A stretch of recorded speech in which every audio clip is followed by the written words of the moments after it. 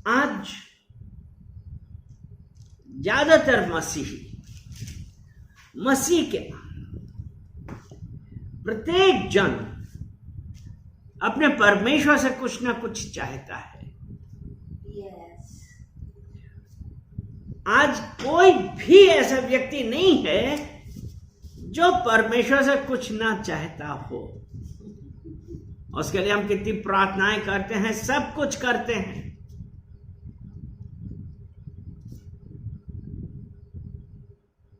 और अगर हम मत्ती 6 और उसका 33 देखते हैं, इसलिए पहले तुम परमेश्वर के राज्य और उसके धर्म की खोज करो। हम सब कुछ तो मांग रहे हैं, लेकिन क्या हम परमेश्वर के राज्य के उसके धर्म की खोज कर रहे हैं? आज हमारे लिए जरूरी है। हम कभी ये नहीं सोचते हैं कि परमेश्वर हमसे क्या चाहता है। हमारी जरूरतें हैं, लेकिन क्या परमेश्वर भी हमसे कुछ चाहता है? हमने कभी इस बात पर ध्यान दिया है? कभी सोचा है कि परमेश्वर हमसे क्या चाहता है? क्या कभी ये जानने की कोशिश करी है? क्योंकि हमको अगर मांगने से फुर्सत मिले तभी तो हम ये जानने की कोशिश करें कि परमेश्वर हमसे क्या चाहता है। हालेलुया। मैं यहां पे कुछ पॉइंट्स डिस्कस करूंगा जो ये हैं कि परमेश्वर हमसे क्या चाहता है। पहली बात जो परमेश्वर हमसे चाहता है कि हम दूसरों को माफ करें। दूसरों को माफ करें।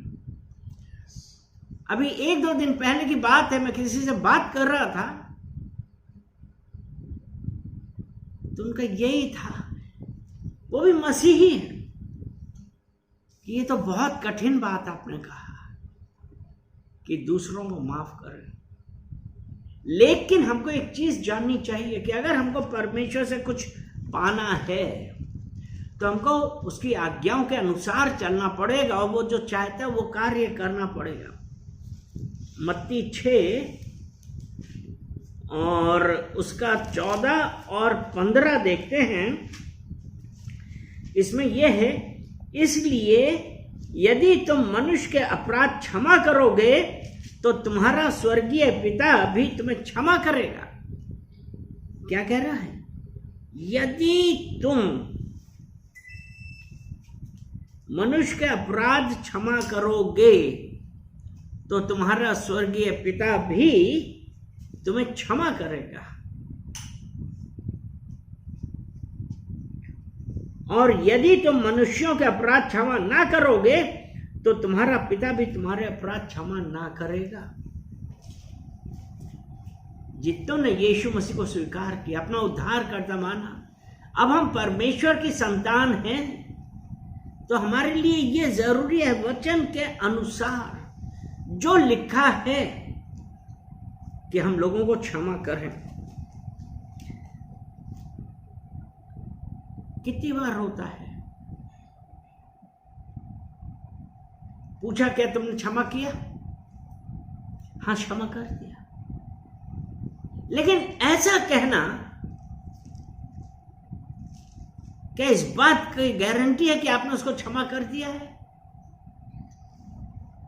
अगर हमने अपने दिल से, अपने हृदय से क्षमा नहीं किया, क्योंकि अगर क्षमा नहीं किया है तो कहीं ना कहीं वो बात निकल जाती है, वो निकल आता है कि देखो उसने हमारे साथ ऐसा किया था, यानी कि हमने क्षमा नहीं किया है।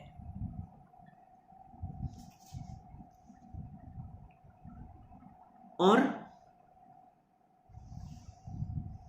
फिर हमने कहा, हमने एक बार माफ तो कर दिया, 2 बार कर दिया, 10 बार कर दिया, हम कितनी बार उसको माफ करते रहे। और पतरस ने यीशु मसीह से यही बात पूछी थी। पतरस ने यीशु मसीह से कहा, मत्ती 18 और उसका 21 हम 22 देखते हैं। तब पतरस ने पास आकर उससे कहा, हे प्रभु, यदि मेरा भाई अपराध करता रहे तो मैं कितनी बार उसे क्षमा करूं? क्या 7 बार तक? यीशु ने उससे कहा, मैं तुझसे ये नहीं कहता कि 7 बार तक, वरन 7 बार के 70 गुने तक। परमेश्वर की मर्जी है कि हम माफ करते चले, हम गिनती न रखें। और अगर हमारा स्वभाव ऐसा है, तब परमेश्वर उसे प्रसन्न होगा, क्योंकि माफ करना हमारे कैरेक्टरिस्टिक में आना चाहिए। हम ये क्वेश्चन नहीं उठाएं कि हम कितनी बार माफ करें। मैं तो माफ कर चुका, मैं माफ कर चुकी।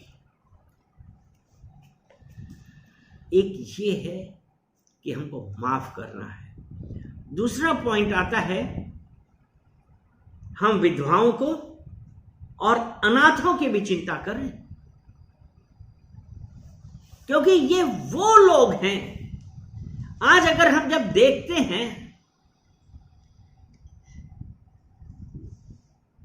आज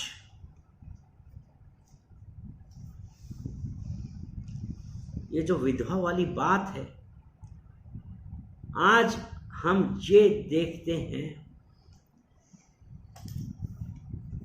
वो कहते हैं लोग, हम मसीही के लोग हैं, लेकिन कोई फंक्शन होता है वो ये कहते हैं, तू विधवा तो नहीं आएगी। क्या परमेश्वर हमसे ये चाहता है कि हम उनको अपने आप से दूर करें?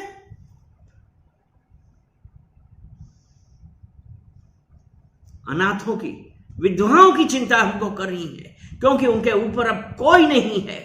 और मसीही प्रेम हमको दिखाना, हमारा मसीही प्रेम कहां झलक रहा है? याकूब 1, याकूब चैप्टर 1 वर्स 27, हमारे परमेश्वर और पिता के निकट शुद्ध और निर्मल भक्ति यह है कि अनाथों और विधवाओं के क्लेश में उसकी सुधि लें और अपने आप को संसार से निष्कलंक रखें। अनाथों और विधवाओं की सुधि लें। जो कष्ट में है, जो तनाव में है, वो विपत्ति में है, परमेश्वर उनके प्रति चिंतित रहता है। और आज परमेश्वर हमसे भी यही चाहता है। पुरुष मुख्यतः घर की जरूरतें पूरी करने वाले होते हैं, आज वो नहीं है। तो एक मसीही होने के नाते हमारा कर्तव्य क्या होता है? हम क्या करें कि उनकी जरूरतों के लिए हम चिंता करें। अनाथ होने या विधवा होने का मतलब है आज उनके पास कोई सपोर्ट नहीं है। आज कोई सपोर्ट नहीं है, क्योंकि जब अभी हमने ये वचन पढ़ा ना, तो यहां पे 2 बातें थी। याकूब 1:27, यहां पे 2 बातें थी। पहला था अनाथों और विधवाओं के क्लेश में उसकी सुधि लें। पहली बात यह थी कि अनाथों और विधवाओं के क्लेश में उसकी सुधि लें। यानी कि जब कोई सपोर्ट नहीं है, तो एक मसीही होने के नाते हम लोग का कर्तव्य है कि हम हेल्प करें, उनकी सुधि लें, सुख दुख में काम आए, खड़े हों उनके साथ। आज अपने आप को देखें कि हम क्या ये कर रहे हैं, कि हम सिर्फ परमेश्वर से मांगने वाले बन रहे हैं। परमेश्वर हमसे क्या चाह रहा है, हम उसकी चिंता नहीं कर रहे हैं। मत्ती 9 और उसका 36, जब उसने भीड़ को देखा तो उसको लोगों पर तरस आया क्योंकि वे उन भेड़ों के समान जिनका कोई रखवाला ना हो व्याकुल और भटके हुए से थे। विधवा और अनाथ, यीशु मसीह ने तरस खाया। उस भीड़ में देखा कि वो उन भेड़ों के समान थे जिनका कोई रखवाला ना। और आज जब हम उस परमेश्वर की संतान हैं, उसको मानते हैं, तो क्या हमारा ड्यूटी नहीं बनती कि हम भी उनके लोगों के ऊपर कंपैशन रखें, तरस खाएं?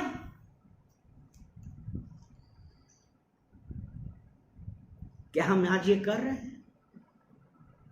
आज समय अपने आप देखें, सोचें कि हम मांग तो रहे हैं, लेकिन हम ये नहीं देख रहे हैं कि परमेश्वर हमसे क्या चाह रहा है। लूका 10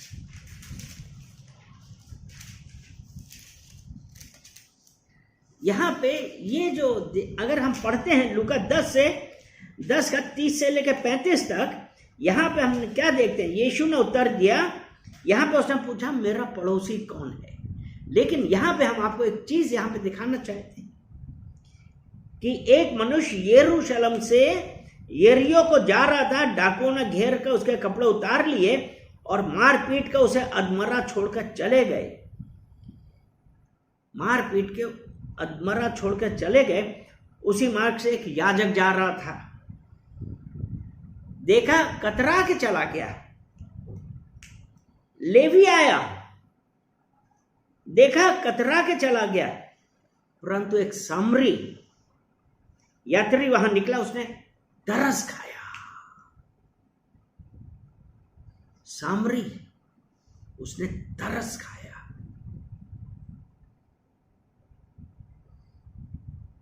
उसने आके उसके घाव पर मलहम पट्टी करी। आज जब एक अन्य जाति का एक सामरी आदमी उनकी सहायता कर सकता है, तो हम जो मसीह को मानने वाले, आज हमने कितनों के ऊपर तरस खाया है। कितनी बार हम नजर बचा के चले गए। परमेश्वर ने कहा विधवाओं, अनाथों, तरस खाओ। उसके बाद यह है, अपने आप को संसार से निष्कलंक रखें। संसार में तो रहें, लेकिन संसार जैसा ना बने। तो यहां यूहन्ना की पहली पत्री उसका 2 अध्याय उसका 15 वचन कहते हैं, तुम ना तो संसार से और ना संसार में की वस्तुओं से प्रेम रखो। अगर अपने आप को निष्कलंक रखना, अपने आप को बचाना है, तो हमको क्या करना? संसार में तो हम रह रहे हैं, लेकिन यहां पे कहते हैं तुम ना तो संसार में से और ना संसार में की वस्तुओं से प्रेम रखो और ना उनके जैसा बनो। क्योंकि आगे उसमें यही लिखा है, यदि कोई संसार से प्रेम रखता है उसमें पिता का प्रेम नहीं। संसार के जैसा तो बने हम, लेकिन संसार की वस्तुओं से प्रेम ना रखें, क्योंकि हम जगत की ज्योति हैं। रोमियो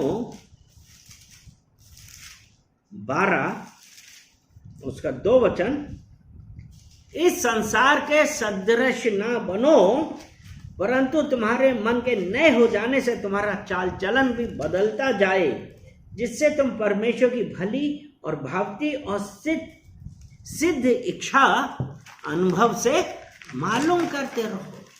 मतलब हम संसार में तो हैं, लेकिन संसार के सदृश ना बने। परमेश्वर का राज और धार्मिकता क्या है? परमेश्वर का साम्राज्य वो ढांचा है जो उन्होंने शुरुआत में ही स्थापित कर दिया था।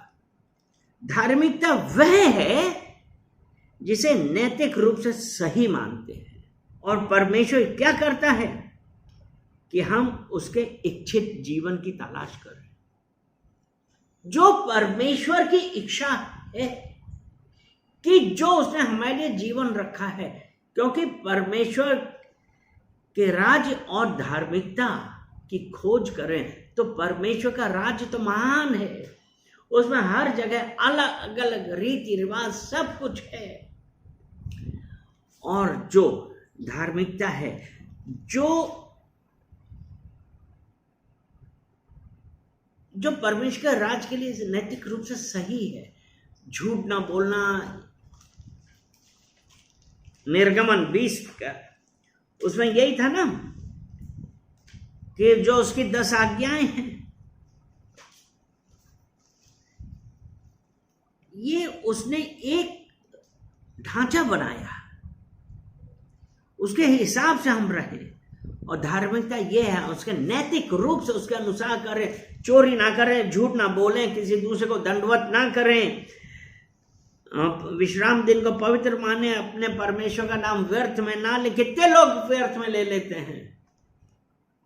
पहले धार्मिकता की खोज करो। जब हम उसके अनुसार चलते हैं, परमेश्वर की इच्छा है ये कि हम वो वाला जीवन जिए। परमेश्वर के धार्मिकता और राज की खोज करो तो ये सब चीजें मिल जाएंगी। तो आज हम क्या कर रहे हैं? हम परमेश्वर के राज और धार्मिकता की खोज करें, क्योंकि परमेश्वर हमसे यही चाहता है। तो ये सब चीजें हमें मिल जाएंगी कि हम दुनिया के हैं और हमें उस दुनिया का हिस्सा नहीं बनना चाहिए। इसलिए वैसा ही करें जैसा परमेश्वर चाहता है, उसके जीने का तरीका खोजें। और परमेश्वर ने कहा अगर हम ऐसा करेंगे तो हमें किसी भी चीज की चिंता करने की जरूरत नहीं है। हालेलुया। उसके बाद है परमेश्वर और क्या चाहता है? परमेश्वर चाहता है हम दूसरों की सेवा कर रहे हैं। अगर हम वचन पढ़ते हैं मत्ती 20 में 20 और 21 में, जब्दी के पुत्रों की माता ने अपने पुत्रों के साथ यीशु के पास आकर प्रणाम किया, उससे कुछ मांगने लगी।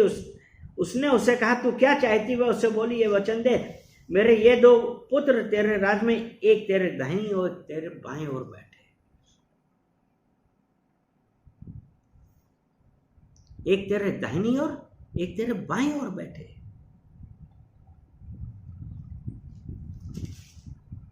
हम लोग क्या चाहते हैं?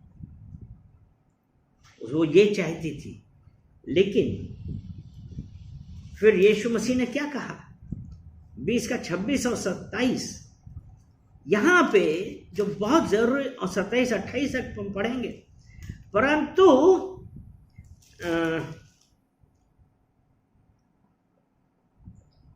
25 देखते हैं। यीशु ने उन्हें पास बुलाकर कहा, 24 है, यह सुनकर 10 चेले उन दोनों भाइयों पर क्रुद्ध हुए। यीशु ने उन्हें पास बुलाकर कहा, तुम जानते हो कि अन्य जातियों के हाकिम उन पर प्रभुता करते हैं और जो बड़े हैं वे उन पर अधिकार जताते हैं, परंतु तुम में से ऐसा नहीं होगा। परंतु जो कोई तुम में बड़ा होना चाहे वह तुम्हारा सेवक बने, और जो तुम में प्रधान होना चाहे वो तुम्हारा दास बने। जैसे कि मतलब ये है कि अगर हमको परमेश्वर के राज के लिए कुछ करना है, हमारे अंदर सेवा भाव आना चाहिए, दूसरे की सेवा करनी चाहिए। क्योंकि यीशु मसीह, यही मत्ती 20 का 28 में पढ़ते हैं, जैसे कि मनुष्य का पुत्र वह इसलिए आया नहीं, वो इसलिए नहीं आया कि उसकी सेवा टहल की जाए, परंतु इसलिए आया कि आप सेवा टहल करें और बहुतों को छुड़ौती के लिए अपने प्राण दे। यीशु मसीह who came on this earth to serve, not to be served, वो आया आपकी और हमारी सेवा करने के लिए। वो ये चाहता है कि हम दें, हम देने वाले बने। हम कौन बने? देने वाले बने। भजन संहिता 24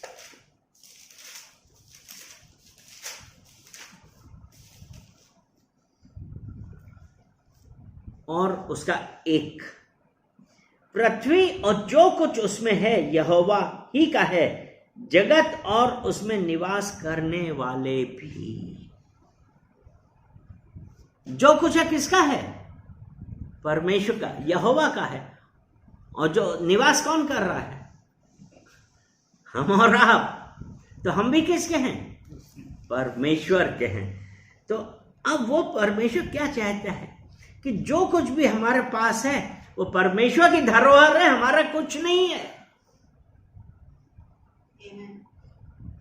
और आज कितनी बार हम ये कहते हैं ये तो हमने मेहनत करी है, ये हमने किया, ये मेरा बल है।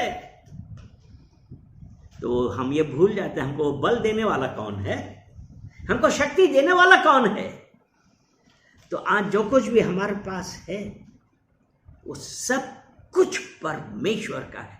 ये जो एनर्जी है ना आज हमारे अंदर, वो भी किसकी है? परमेश्वर की है। क्योंकि उत्पत्ति 2:7 में क्या कहा था? उत्पत्ति 2:7 में यही तो लिखा है, यहोवा परमेश्वर ने आदम को भूमि की मिट्टी से रचा, उसके नथनों में जीवन का श्वास फूंक दिया और आदम जीवित प्राणी बन गया। यानी कि एनर्जी आई, जीवित प्राणी बना। तो आज जो हमारे नथनों में सांस है, हमारे अंदर जो शक्ति है, वो किसकी है? यहोवा की है। और यहोवा हमसे ये चाहता है कि हम देने वाले बने। लूका 6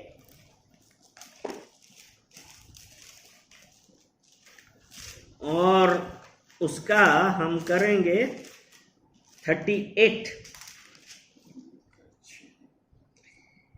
दिया करो तो तुम्हें भी दिया जाएगा, लोग पूरा नाप दबा दबा कर और हिला हिला कर और उभरता हुआ तुम्हारी गोद में डालेंगे, क्योंकि जिस नाप से तुम नापते हो उससे उसी से तुम्हारे लिए भी नापा जाएगा। परमेश्वर कहता है ना, अगर हम देंगे तो हमें दिया जाएगा। तो परमेश्वर चाहता है कि हम देने वाले बने। And it is more blessed to give than to receive. देना पाने से ज्यादा आशीषित है। तो परमेश्वर ये चाहता है कि हम देने वाले बने। हमारे अंदर ये इच्छा नहीं होनी चाहिए कि हम सिर्फ लेने वाले बने। ऐसे ही अगर हम नीति वचन 19 और उसका 17 वचन देखें तो उसमें लिखा है, जो कंगाल पर अनुग्रह करता है वह यहोवा को उधार देता है और वह अपने इस काम का प्रतिफल पाएगा। और ये वाला वचन तो सबको ही पता होगा, मलाकी 3:10।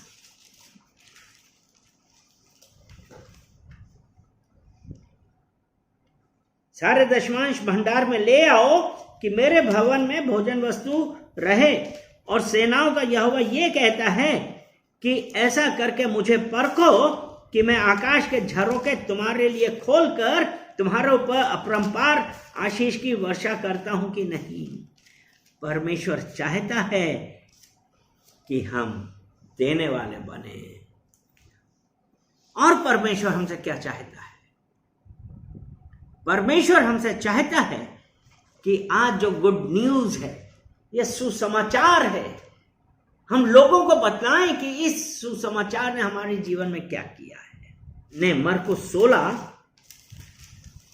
और उसके 15 में कहा है, और उसने उनसे कहा, तुम सारे जगत में जाकर सारी सृष्टि के लोगों को सुसमाचार प्रचार करो।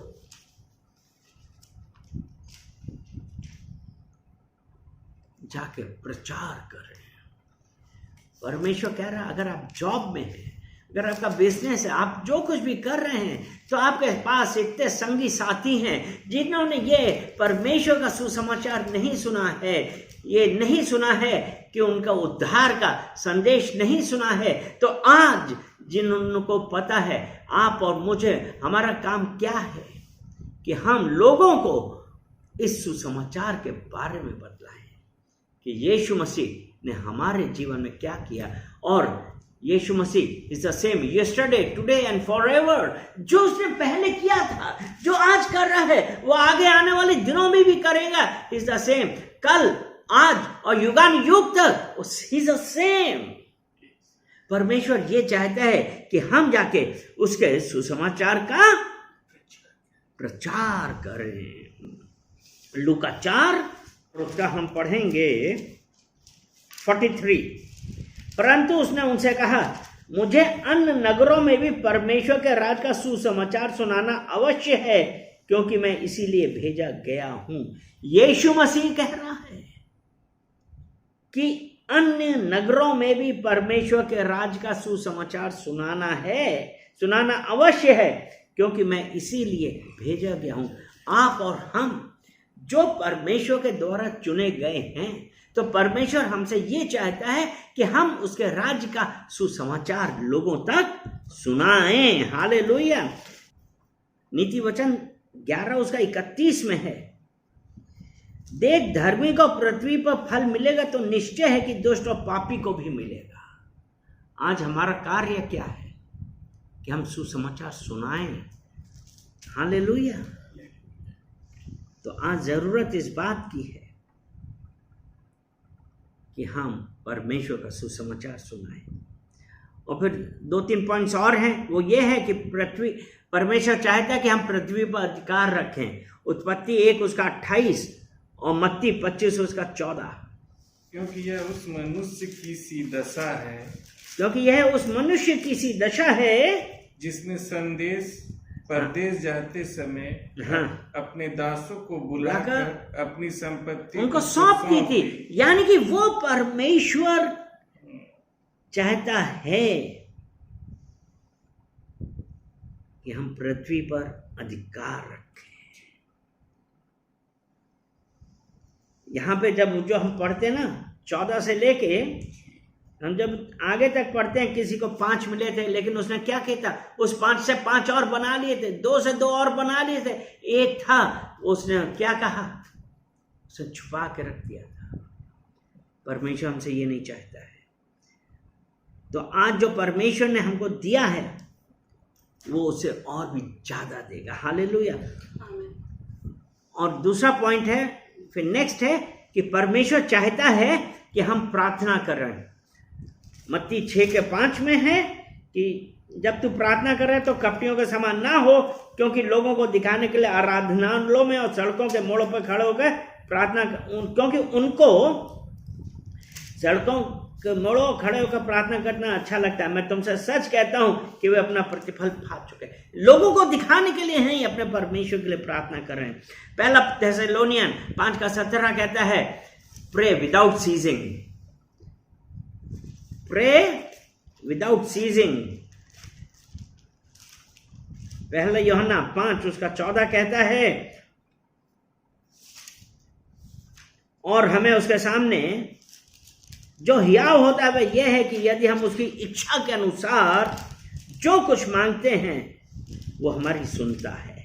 परमेश्वर चाहता है कि हम उसके वचन पर अमल करें, उसके अनुसार चलें। अगर हम परमेश्वर के वचनों पर अमल नहीं करेंगे तो सब बेकार है। यानी कि हम में जो परमेश्वर को जानने वाले और अन्य लोगों में क्या फर्क है,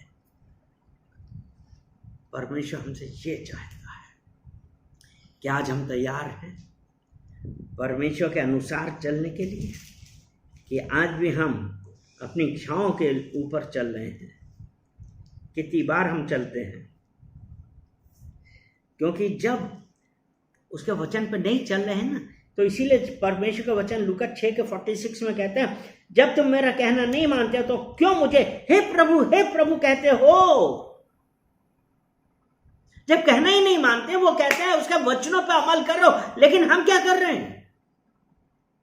इसलिए परमेश्वर ने ये कहा, क्यों मुझे हे प्रभु कहते हो। आज हम कहां पे हैं?